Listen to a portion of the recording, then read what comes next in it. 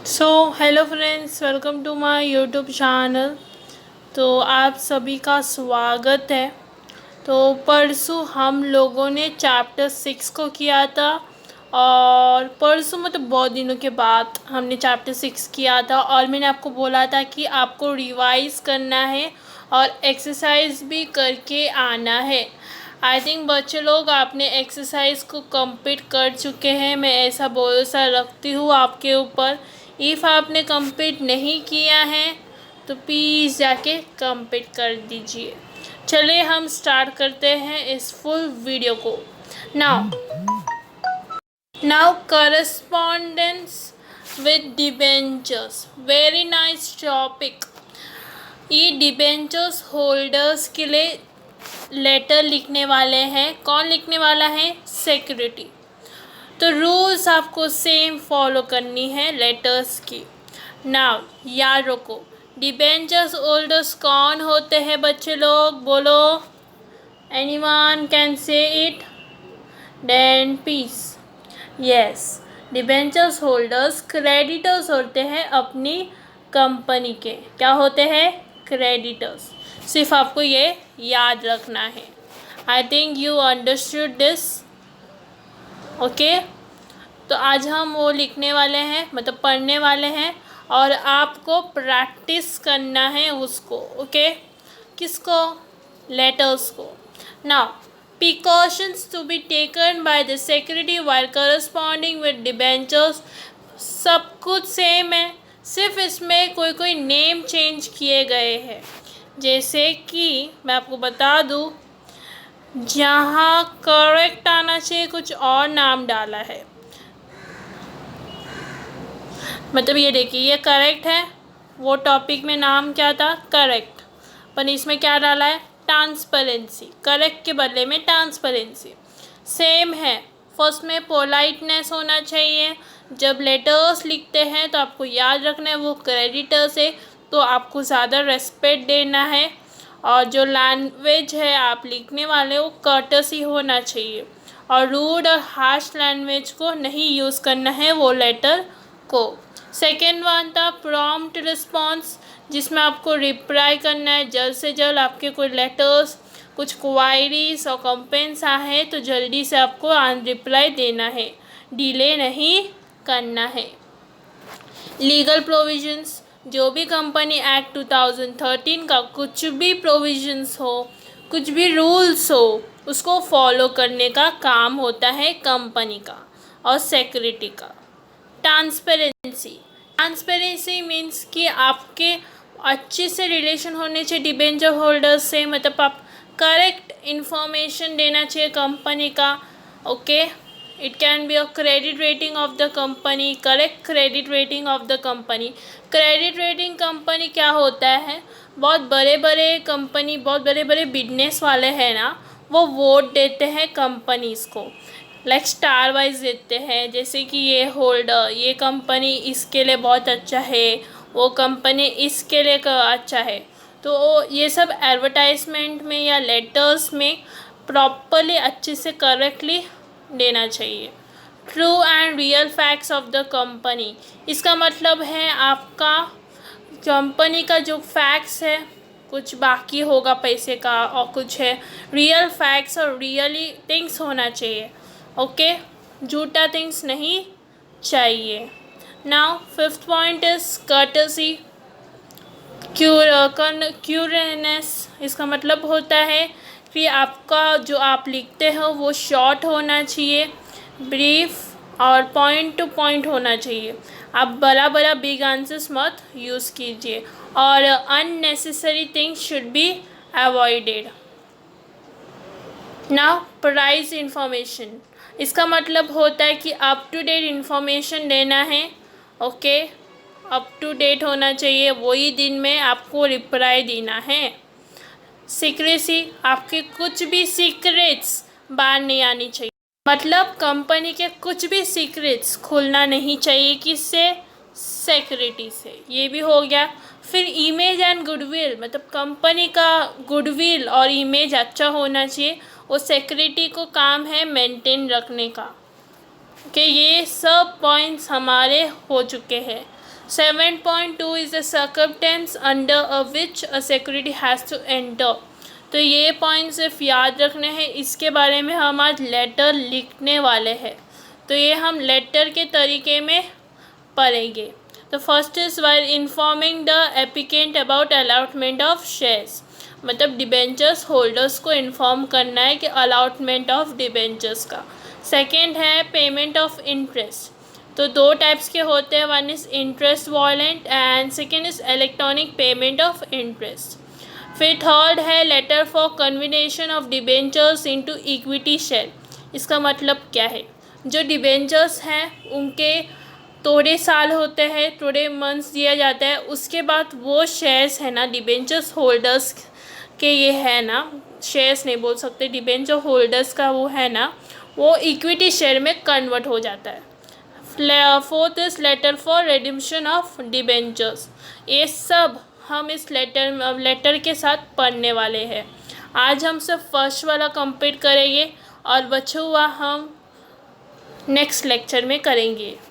Okay, before that chapter 6 के letters आपने practice नहीं किए तो करते जाओ, और जो मैं सिखाती हूँ वो रिवाइज करते जाओ। Letter of allocation, letter of allotment of debentures, इसका मतलब होता है जब डिबेंचर्स एप्लीकेंट को अलाउड करते हैं डिबेंचर्स को, this letter allotment is preserve by debenture holders I get the debenture certificate, उनको डिबेंचर सर्टिफिकेट मिलता है एक्सचेंज ऑफ दिस लेटर। तो चलिए देखते हैं अभी हम इसमें, देखो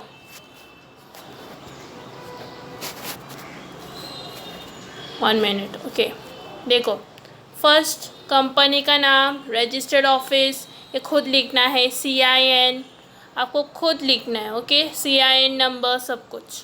फिर वेबसाइट नहीं तो email, date, then phone number. Okay, phone number नहीं तो फैक्स नंबर, फिर रेफरेंस नंबर खुद लिखना है, और फिर जब आप किसको भेज रहे हो डिबेंचर्स होल्डर का नाम और एड्रेस खुद बनाना है। ओके, तो फिर subject of allotment of debentures ये आपको लिखना है, फिर डियर सर, और फिर हम यहाँ स्टार्ट करते हैं। आपके एप्लीकेशन नंबर कुछ भी डालो एप्लीकेशन नंबर का। 30 अप्रैल 2019, इधर डेट का 10 डेज़ का डेट का फ़र्क होना चाहिए, 10 और 5। इसमें क्या date, 30 April. Okay, 30 April 2019। Board of directors ने आपको इन्फॉर्म करने के लिए बोला है कि उन्होंने आपको 100 shares 100 holders debenture holders allowed करने के लिए सोचा है। उसमें से 10% नॉन कन्वर्टेबल सिक्योर डिबेंचर्स होगा, वो भी 100 रुपीज़ ईच। और ये टेंचर ऑफ डिबेंचर्स कितने ईयर्स के लिए होगा, ये मतलब ये कितना ईयर्स के लिए है, 5 ईयर्स। ओके, 5 ईयर्स के लिए। फिर this debentures is allotted you has the board resolutions passed by board meeting. तो ये आपको जो डिबेंचर्स दे रहे हैं हमने बोर्ड रिजोल्यूशन से पास कर चुके हैं बोर्ड मीटिंग में, जब किधर कभी हेल्ड हुआ था, 16 में। इसमें भी 5 दिन का फ़र्क होना चाहिए, 5 या 7 दिन, और 10 डेज़ भी चलता है, 5 दिन का तो फ़र्क होना चाहिए। ओके, ये आपको याद रखना है। As per the terms and condition of article of association, हमने टर्म्स और कंडीशन को फॉलो किया है आर्टिकल ऑफ एसोसिएशन और debentures trust deed. Debentures trust deed पता है ना कौन होते हैं, जो प्रोटेक्ट करते हैं किसका इंटरेस्ट, डिबेंचर्स का। ओके, फिर टेबल बनाना है, वेरी इम्पॉर्टेंट। मैंने हर लेक्चर में आपको बोला है टेबल बहुत इम्पॉर्टेंट है। ओके, टेबल में पहला फुल और नंबर कुछ भी डाल दो, नंबर ऑफ़ डिबेंचर्स अप्लाइड 100 आएगा, फिर number of debentures allotted 100। Okay, इधर 100 लिख रहे हो तो इधर 100 होना चाहिए, 301 से 400। फिर अमाउंट रिसीव कितना, 10,000। Okay, the debenture certificate is enclosed with your, तो ये आपको लिखना है thanking you, your faithfully, yours faithfully, yours, आप योर लिखते हो तो कॉमा एस नहीं डालोगे, दिस इज़ रॉन्ग।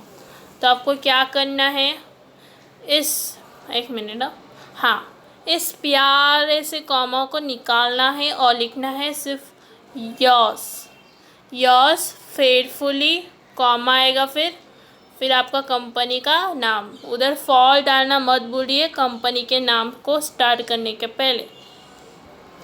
ओके, फिर साइन, किसका साइन, यस, कंपनी सेक्रेटरी का। फिर ये लिखना मत भूलना, आप डिबेंचर सर्टिफिकेट को आप डालने वाले, अटैच करने वाले हो उनका। ओके, सो आज हमने ये कंप्लीट कर चुके हैं। सो पेमेंट ऑफ इंटरेस्ट हम नेक्स्ट लेक्चर में करेंगे, जिसमें हम पढ़ने वाले हैं interest violent and electronic payment of interest. तो अभी आपका होमवर्क क्या है सुन लीजिए आप, जिसमें आपका पढ़ाई भी हो जाएंगी। अभी जाके आप एक टाइम रीड करोगे ये फुल लेटर, होने के बाद आप खुद ये लेटर एक टाइम देख के लिखोगे 1 टाइम, और फिर विदाउट देख के एक टाइम लिखोगे, फिर रात को और एक टाइम, टोटल 2 टाइम होना चाहिए विदाउट टेक सीइंग, और ऐसे पढ़ना भी है, आपको प्रैक्टिस हो जाएगी आपकी। ओके, ये आपको होमवर्क है। तो letter of allotment of debentures हो चुका है, हम करेंगे नेक्स्ट लेक्चर में पेमेंट ऑफ इंटरेस्ट। ओके, और नेक्स्ट लेक्चर में हम करेंगे कन्वर्जन ऑफ डिबेंचर्स, और लास्ट में करेंगे हम रिडम्पशन ऑफ डिबेंचर्स। स्लो जाएगी बिकॉज आपको लेटर्स को समझना बहुत ज़रूरी है। तो if you are new to our channel, then please subscribe my channel. If you like this video, please like, और बता दो इफ़ आपको कुछ डाउट्स है तो कमेंट कीजिए। Okay, comment section is open for your doubts, और share this to your friends. Okay, thank you for watching this video.